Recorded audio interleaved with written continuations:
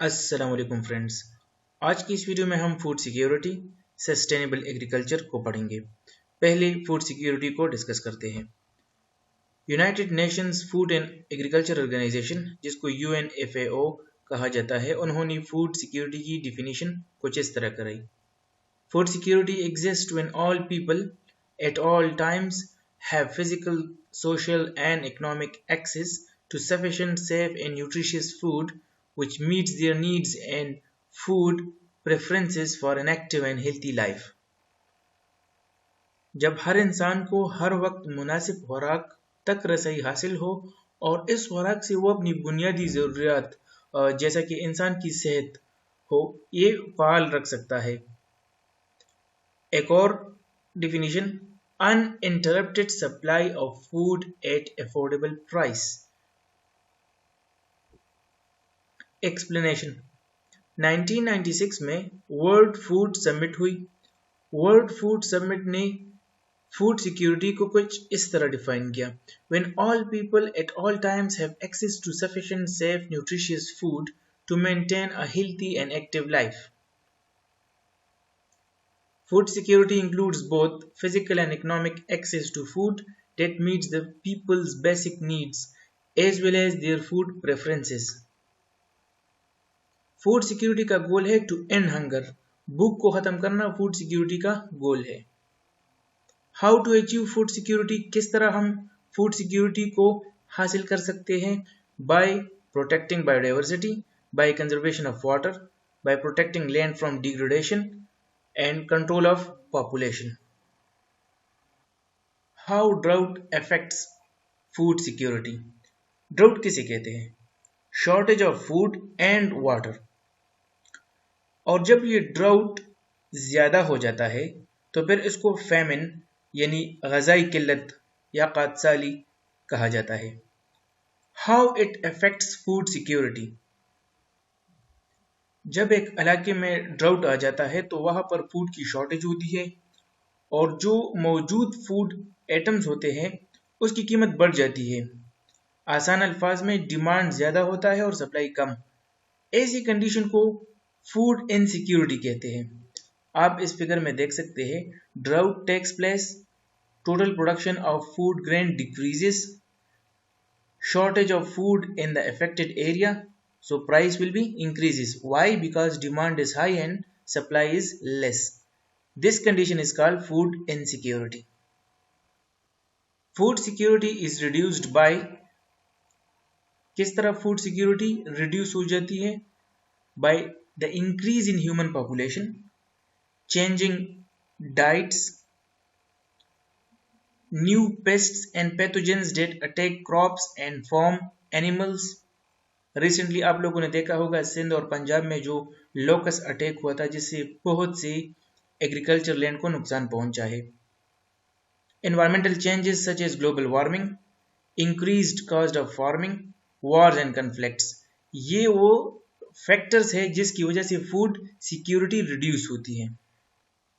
Food security के 4 pillars होते हैं। एक है अवेलेबिलिटी, दूसरा एक्सेस, तीसरा स्टेबिलिटी, तीसरा यूटिलाइजेशन है, fourth one is stability. The first pillar of food security is availability of food. और फूड सिक्योरिटी की जो 4 कंपोनेंट है, इनमें सबसे अहम अवेलेबिलिटी ऑफ फूड है। तमाम इंसानों को हर वक्त मुनासिब खुराक की दस्तयाबी की ज़रूरी अशिया की जो वो है उसको प्रोवाइड करना ये काफ़ी मुश्किल काम है। अवेलेबिलिटी ऑफ फूड में 3 स्टेप्स इन्वॉल्व होते हैं। पहले प्रोडक्शन, दूसरा डिस्ट्रीब्यूशन, तीसरा एक्सचेंज। प्रोडक्शन ऑफ फूड से मुराद कितना और किस किस्म का फूड तैयार और महफूज किया जाए। डिस्ट्रीब्यूशन ऑफ फूड से मुराद कब और किस तरह फूड को ट्रांसफ़र किया जाए ताकि वो दस्तयाब हो। एक्सचेंज से मुराद कि फूड को किस तरह फरोख्त या खरीदा जा सके, यानी जिस तरह हम किलो से या टन वगैरह के हिसाब से चीज़ें खरीदते हैं, इस खरीदारी के लिए कोई स्टैंडर्ड होना चाहिए जिसको एक्सचेंज बोलते हैं। दूसरा कंपोनेंट है एक्सेस टू फूड। खुराक किसी के पहुंच से दूर न हो और खुराक उगाने के लिए जो जरूरी वसाइल है इन तक रसाई हर एक को हासिल हो। तीसरा पिलर है यूटिलाइजेशन ऑफ फूड। जिस तरह खुराक की तैयारी, तकसीम और इसकी दस्तयाबी एक खास अंदाज में होता है, इसी तरह इसका इस्तेमाल भी एक खास अंदाज में और खास तरीके से इसको इस्तेमाल भी होना चाहिए। चौथा है स्टेबिलिटी ऑफ फूड। ये फोर्थ पिलर है फूड सिक्योरिटी का।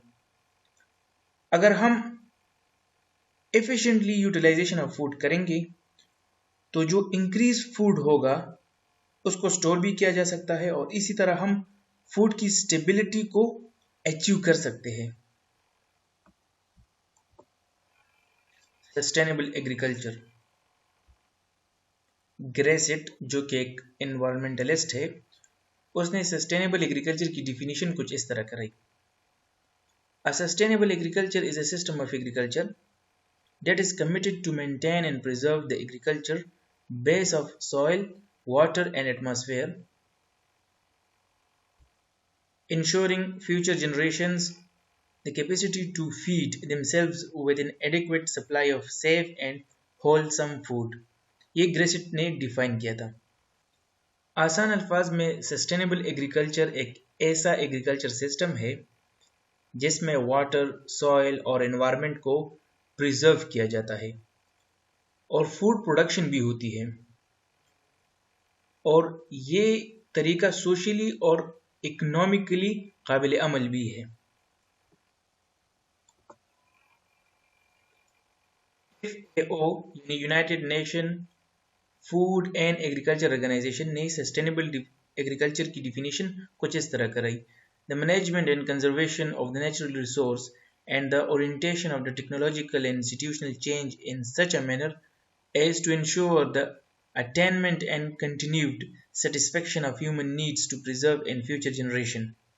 Such development conserves land, water, plant and animal genetic resources, is environmentally non-degrading, technically appropriate, economically viable and socially acceptable. What sustainable agriculture did? Actually, it find a good balance between the needs for food production and the preservation of the ecological system within the environment. दूसरा, it focus on maintaining ecosystem stability. और तीसरा, ये economic stability of farms and helping farmers to improve their techniques and quality of life. Base of sustainable agriculture. Base of sustainable agriculture is green revolution. आसान अल्फाज में green revolution, it is a set of research and development of technology to increase crop production, and this is मतलब green revolution, it is the base of sustainable agriculture. Goal of sustainable agriculture, 3 गोल है sustainable agriculture का। एक है environmental health, दूसरा economic profitability and the third one is social equality. Other AIIMS of sustainable agriculture: food production, conservation of water, reducing the use of fertilizer and pesticides, promoting biodiversity in crops grown, protection of the ecosystem. ये भी sustainable agriculture के goals हैं। अगर हम पाकिस्तान की agriculture system की बात करें तो जीडीपी, कंट्रीब्यूशन टू जीडीपी जो है वो 19.5% है, लेबर फोर्स 42.3% है, provides livelihood to rural population वो 59.5% है, average growth rate in last 5 years वो 2.2% है, share of agriculture in total exports वो 57.5% है। ये पाकिस्तान की एग्रीकल्चर सिस्टम का एक ओवरव्यू है। एक्सप्लेनेशन: जो मौजूदा एग्रीकल्चर सिस्टम है इनमें बहुत सी प्रॉब्लम्स है। एक तो हम जो मौजूदा एग्रीकल्चर सिस्टम है उसमें पेस्टिसाइड्स, फर्टिलाइजर्स का इस्तेमाल बहुत ज़्यादा करते हैं। जो अंडरग्राउंड वाटर है उसको पोल्यूट करता है। दूसरा ये कि क्रॉप्स की जो रोटेशन होती है वो हम नहीं करते जो करंट एग्रीकल्चर सिस्टम है, जिससे ज़मीन की जो फसल उगाने की सलाहियत होती है वो कम हो जाती है अगर क्रॉप रोटेशन ना करते हो तो।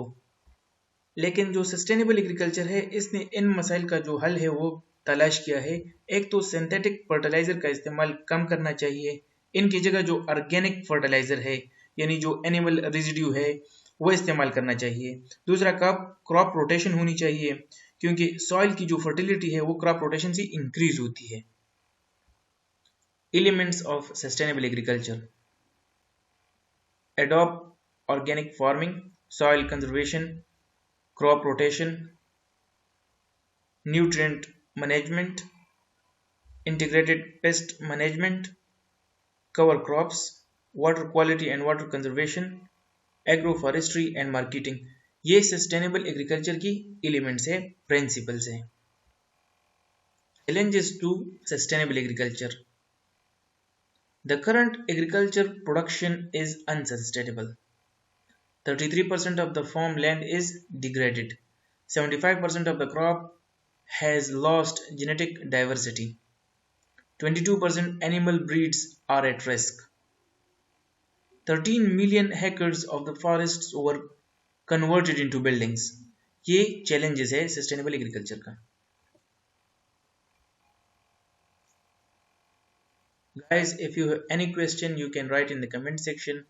ये चैप्टर नंबर 2 जो है ये कंप्लीट हुआ है सस्टेनेबल डेवलपमेंट इश्यूज का। अगर इससे रिलेटेड कोई क्वेरी हो तो आप कमेंट सेक्शन में लिखे, मैं इंशाल्लाह आपको रिस्पॉन्ड करूंगा। थैंक यू, अल्लाह हाफिज़।